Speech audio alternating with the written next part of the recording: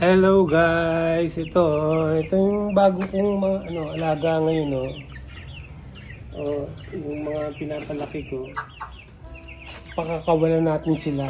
Tingnan natin para meron tayong panghanda sa Christmas itong mga to. Papalakihin natin yan, oversize Ang tabayanan yung ang pagpapalaki ko sa kanila mga kabrada. Ayan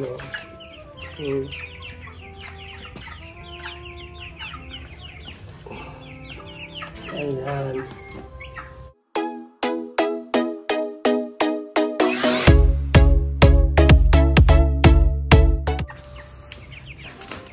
Lagyan natin sila ng pagkain. Tuwan-tuwa sila Nakalabas sila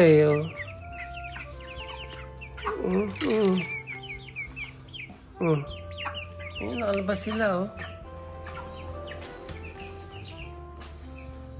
Ayan. Yan yung mga ko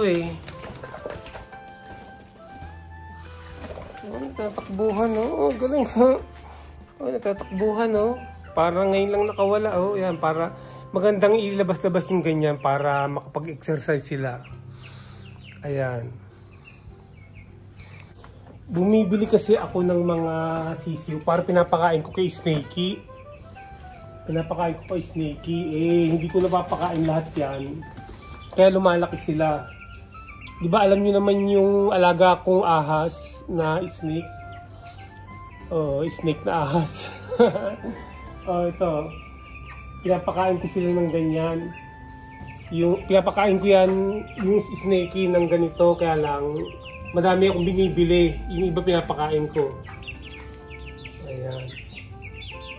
So, ang sarap din mag-alaga ng mga chicken. Nakakatuwa Ayan sila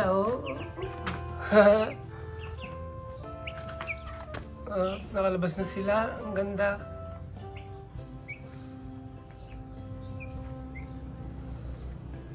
Ayan, pang Christmas namin yan pang handa sa Christmas. Mga manok. I-over natin sila. I-oversize natin.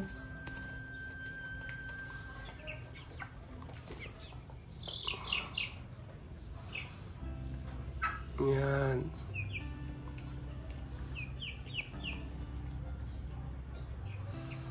Ang masama niyan kung pag pinakawala mo sila, tae sila ng tae, di ba? Lilinisin na lang. Yan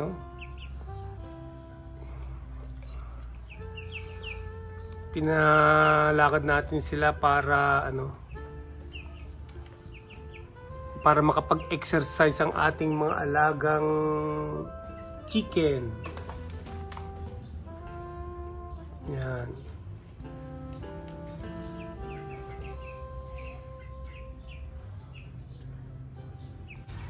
Kung paabutin natin ng December yan, sobra-sobra na ng 45 days yun.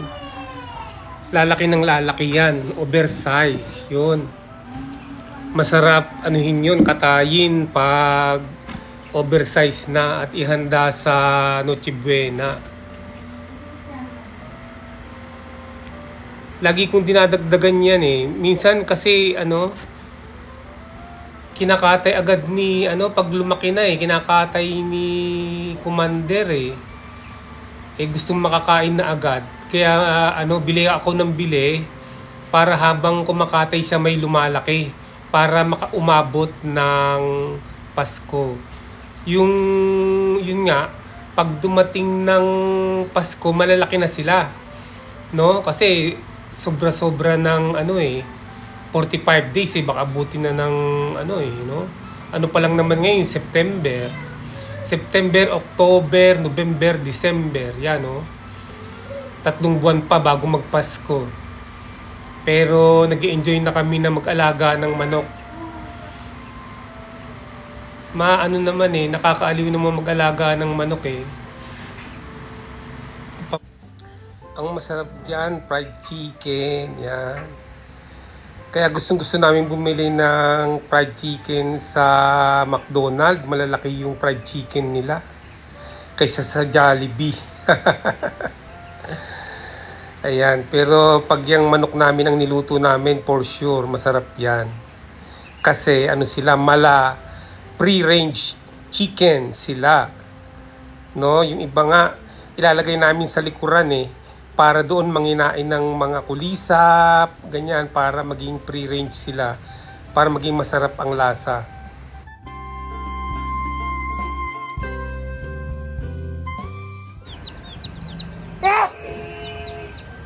Dito tayo bumibili ng mga sisiw, yan dito. Sa tindahan na to, yan. Ayan mga kabrado, bibili tayo ng dalawa. Yan. 35 lang ang isa, 35. Ha? Magkano na lang? 120. Sige. O apat daw, 120. Oh. Ayan, yung iba papakain natin kay Snakey. Ayan. Bali 35 lang isa, kung 120 bali pumapatak na ano lang 30 ang isa, 30 no, 30 na lang ang isa. Pinapakuha niya na. Yung dalawa papakain natin sa alaga nating snake.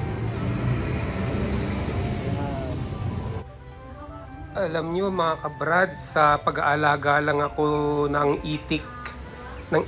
Nag-umpisa ng pagbablog ko hanggang sa nag-monetize ako Yun, kaya ito bumabalik tayo sa pag-aalaga ng mga chicken.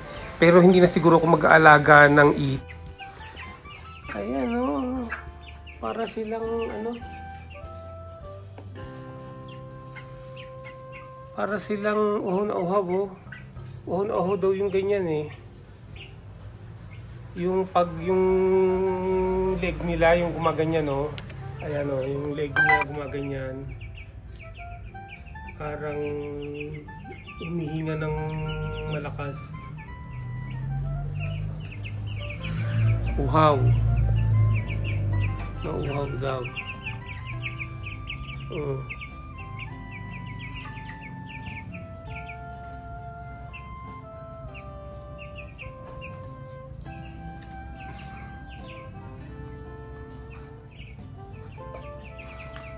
Dito kayo dito. Kumain kayo. Kain. Yan. Kumain kayo dyan sa sahig. Gusto nila yung tinutuka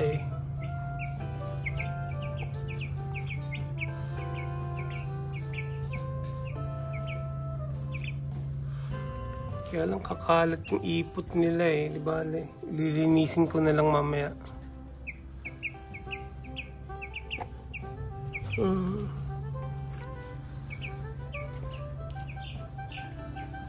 Ayan ang mga alaga ni Kabrad para sa kanilang Christmas season, para sa kanilang Noche Buena. Ayan mga yan.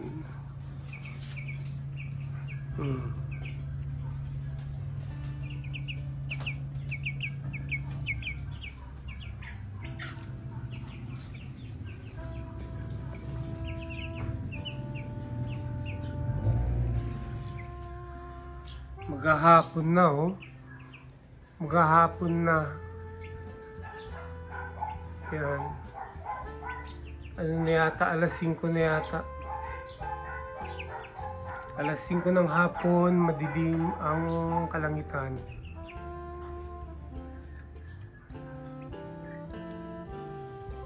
Yan. Palakarin natin once in a while ang mga manok para lumakas.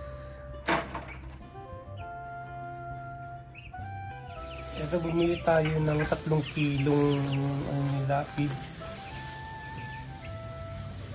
Sasalin natin. Ayan. 3 kilong pigs.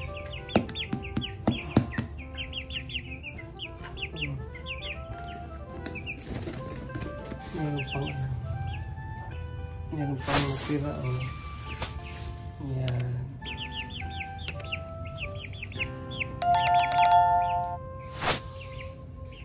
Ay, ang sarap mag-alaga ng mga livelihood. Kaya livelihood o source ng mga ano. Ayan.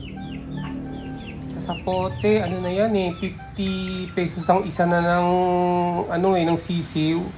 Buti dito sa lugar namin, 35 pesos lang. Mas maganda pa, antibay ng katawan. Talagang hindi basta-basta namamatay. Yung tatlong malalaki nga, ano yun eh, na ulanan pero buhay pa rin. Naulanan yun, inano ko lang, pinunasan ko lang ng basahan. Buti, hindi namatay. Nabasa kasi ang mga manok, pag naulanan yan, namamatay yan eh. Oh, ang lalakas ng mga nabibili ko rito, 35 pesos lang, pero ang lalakas ng katawan. Kaysa rin sa sapote, 50 pesos ang isa.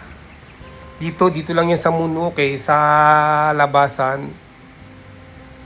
O baka kayo maingganyo rin kayong mag-alaga ng mga sisiw.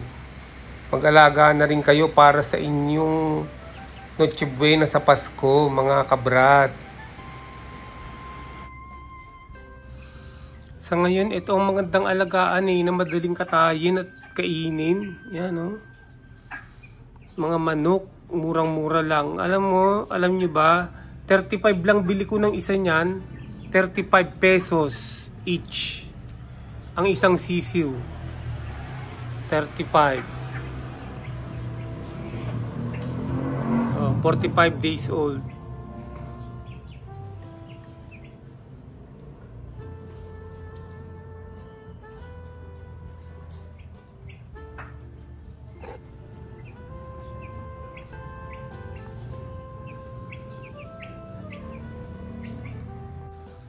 Kaya nagpapahinga na sila.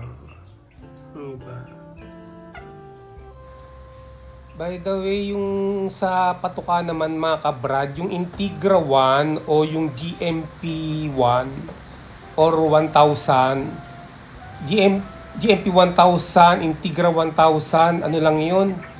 Nasa 40 pesos mahigit lang ang per kilo nun.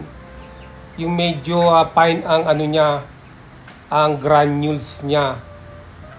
Yung Integra, pero pag malaki-laki na ng konti, ano na siya, Integra 2000, ganun, or GMP 2000, mga pigs sa mga manok. Kaya kung gusto niyo mag-alaga, yun ang ipakain nyo. Pero ako Integra pinapakain ko, gustong-gusto ng mga manok.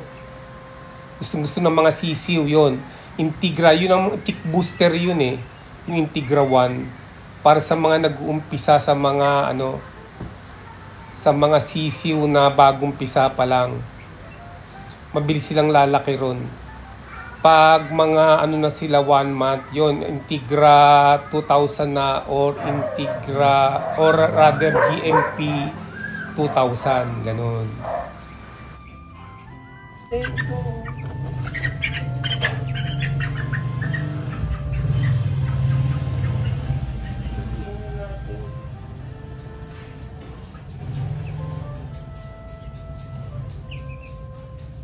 Bilihin na natin pa-isa. Bilihin na natin sa kulungan.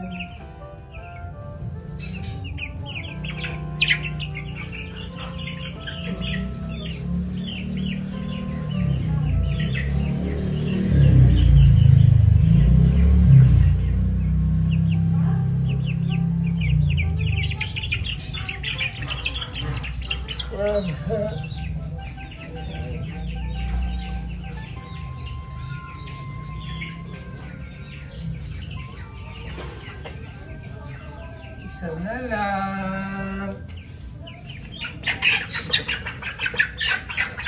Ito na. Nakakalik yung isa. Ayan. At ilalagay natin yung pagkain nila. Ilalagay.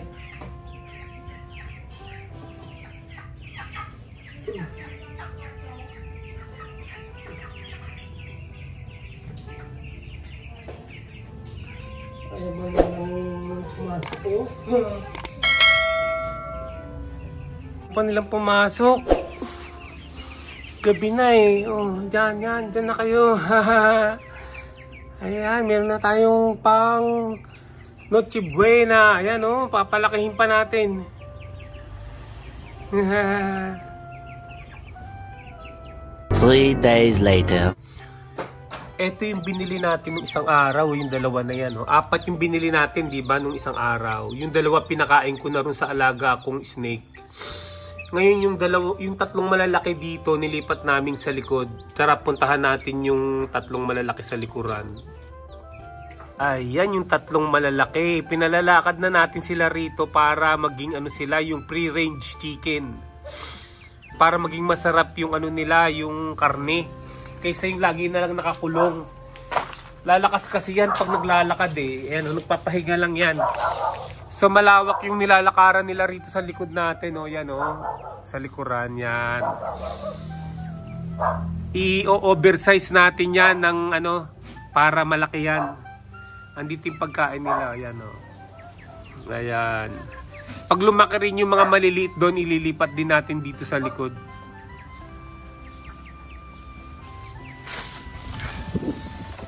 Papahinga sila eh.